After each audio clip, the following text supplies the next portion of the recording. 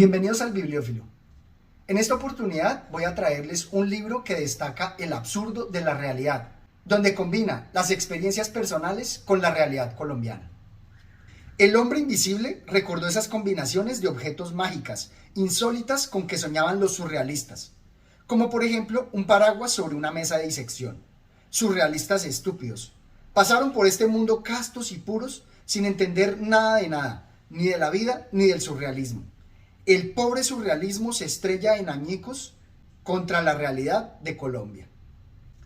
Este autor colombiano nos va a presentar la realidad de Medellín, una realidad trágica donde los sicarios y las matanzas van a estar al orden del día.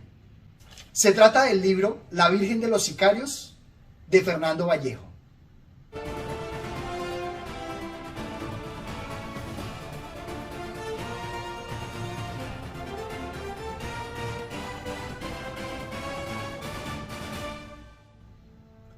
Vamos a ver que destaca todo lo irreal, todo lo absurdo que hay en la realidad. Y más en una realidad agobiada por la violencia, como es la realidad en los años del boom del narcotráfico en Colombia. Este libro, de forma similar a la película La Ciudad de Dios, nos va a presentar la realidad, la trágica realidad colombiana y en específico de la ciudad de Medellín. Los paralelismos y coincidencias que nos presentan no son solamente entre las comunas y las favelas, sino también en la importancia de los amuletos y en la proliferación del AMPA, el AMPA dominada por menores, por niños. Veamos este. En el momento en que escribo, el conflicto aún no se resuelve. Siguen matando y naciendo. A los 12 años, un niño de las comunas es como quien dice un viejo. Le queda tan poquito de vida. Ya habrá matado a alguno y lo van a matar. Dentro de un tiempito, al paso a que van las cosas, el niño de 12 que digo, reemplácenlo por uno de 10. Esa es la gran esperanza de Colombia. Como les digo, se nos presenta toda esa tragedia a la que están expuestos los niños pobres de las ciudades marginadas, llámense comunas o llámense favelas. Lo que me recuerda la novela de Temporada de Huracanes de Fernanda Melchor, donde se nos presenta la tragedia, donde se nos presentan toda la comisión de crímenes protagonizada por los niños, porque ellos son tanto el verdugo como las víctimas.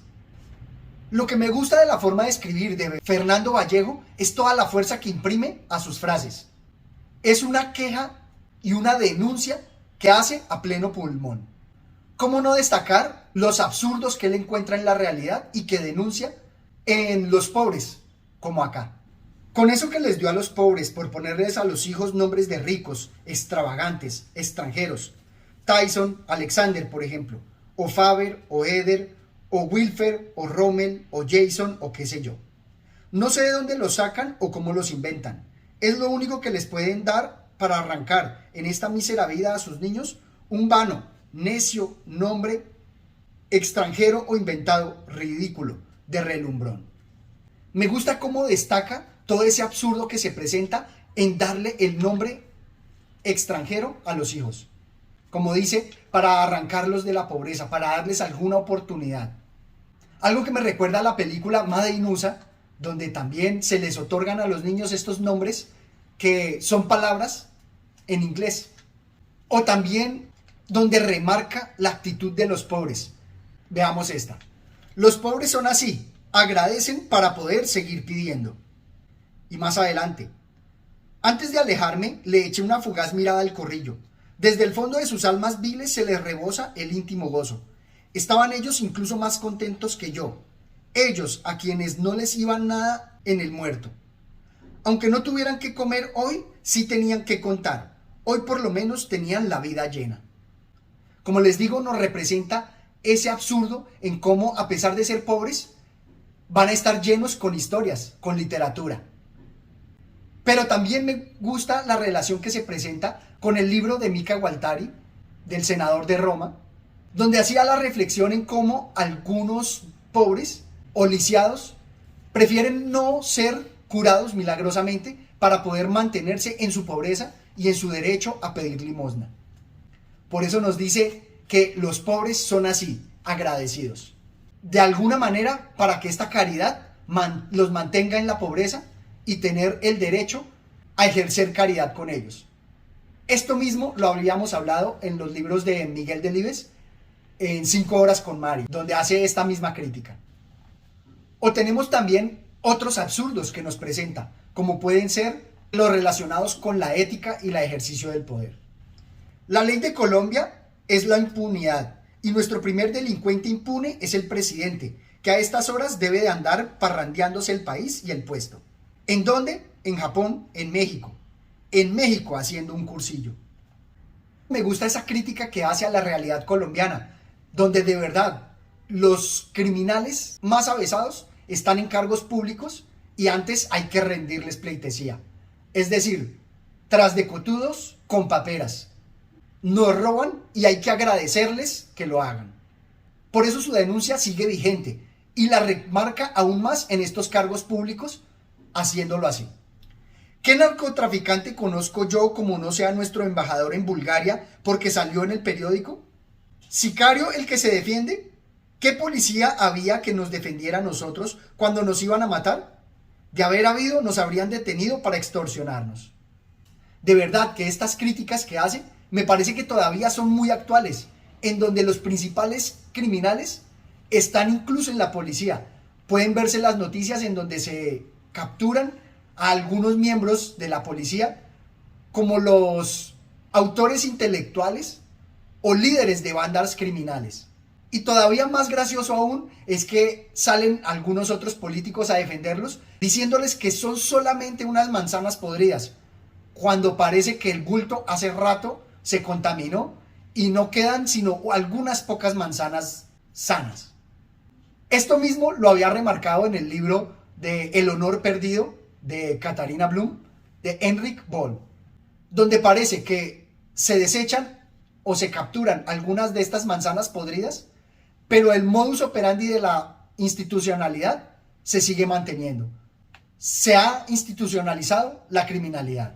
Y de verdad me gustan mucho las críticas que hace Fernando Vallejo, porque no se va con contemplaciones ni hacia los altos ni hacia los bajos. Critica por igual a los de arriba como a los de abajo. Veamos este. Rodaderos, basureros, barrancas, cañadas, quebradas. Esos son las comunas. Y el laberinto de calles ciegas de construcciones caóticas, vívida prueba de cómo nacieron, como barrios de invasión o piratas, sin planificación urbana, levantadas las casas deprisa sobre terrenos robados y defendidas con sangre por los que se los robaron no se las fueran a robar. ¿Un ladrón robado? Dios libre y guarde de semejante aberración. Primero la muerte. Aquí el ladrón no se deja, mata por no dejarse o se hace matar. Y es que en Colombia la posesión de lo robado y la prescripción del delito hacen la ley. Es cuestión de aguantar. Como les digo, me gustan mucho las críticas que hace porque resultan todavía actuales. Los principales políticos y terratenientes son los que más roban a los pobres y aguantan hasta que el crimen prescriba y puedan legalizar su robo, su piratería.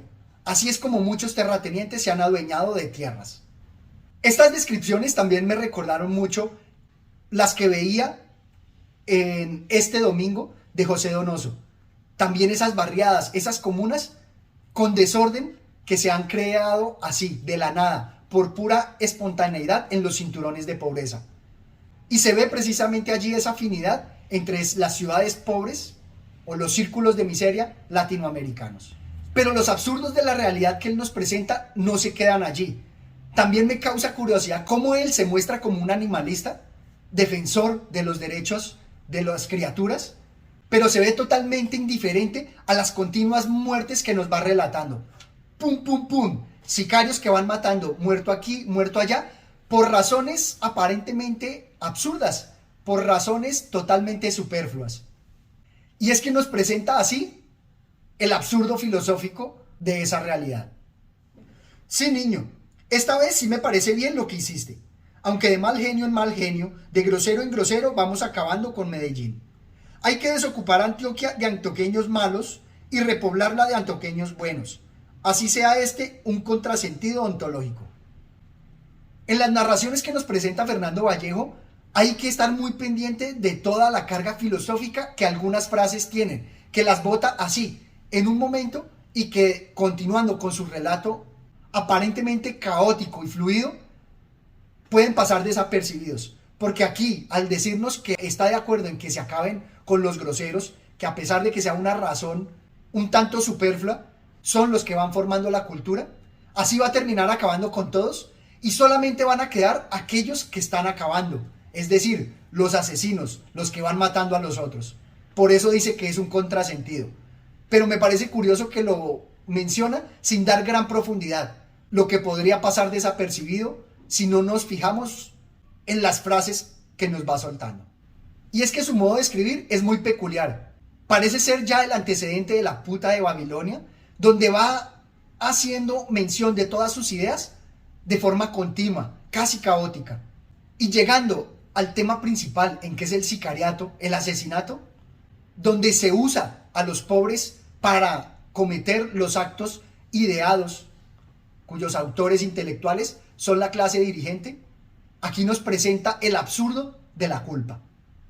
Dice así: el padre vino a saber que el muchacho era de profesión sicario y que había matado a 13, pero que de estos no se venía a confesar porque, ¿por qué? Que se confesara de ellos el que los mandó matar. De ese era el pecado, no de él, que simplemente estaba haciendo un trabajo, un camello.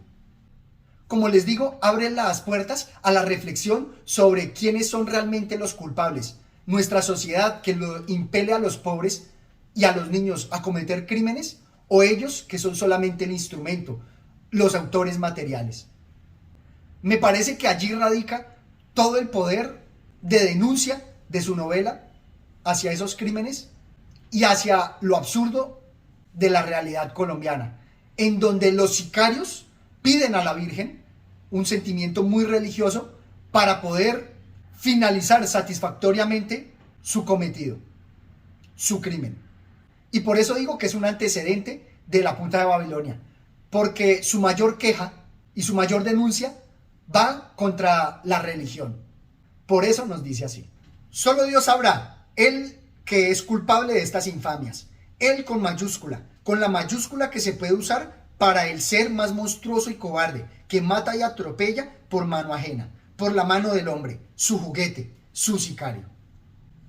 De verdad que me parece muy especial la forma como él empieza a hacer su denuncia y las reflexiones sobre el sicariato, en cómo los autores intelectuales, o en este caso Dios como el gran creador que permite la maldad, permite que se den estas muertes por otra mano, por encomienda, por otros instrumentos. Por eso es que me gusta esta obra, porque nos obliga a pensar sobre la realidad y en especial sobre la realidad latinoamericana. No quiero terminar sin antes destacar la importancia del sonido. Cuando lean esta obra deben percatarse y prestar especial atención a los sonidos, porque nos habla de la música, nos habla de las últimas palabras, nos habla, en fin, del ruido. Y con una frase que podría ser una frase célebre, nos habla del infierno como el ruido, lo que me recuerda al infierno que nos pintaba Jean-Paul Sartre en A Puerta Cerrada, donde nos habla que el infierno son los otros. Y me parece que aquí también está representado, porque el ruido es la manifestación de los otros. Esto es todo cuanto tenía por compartir con ustedes. Los animo a que lean esta maravillosa obra colombiana, se dejen llevar por las reflexiones que nos sugiere y evalúen por ustedes mismos si los absurdos que nos presenta siguen o no todavía vigentes. No olviden suscribirse al canal y hasta una próxima oportunidad. Gracias.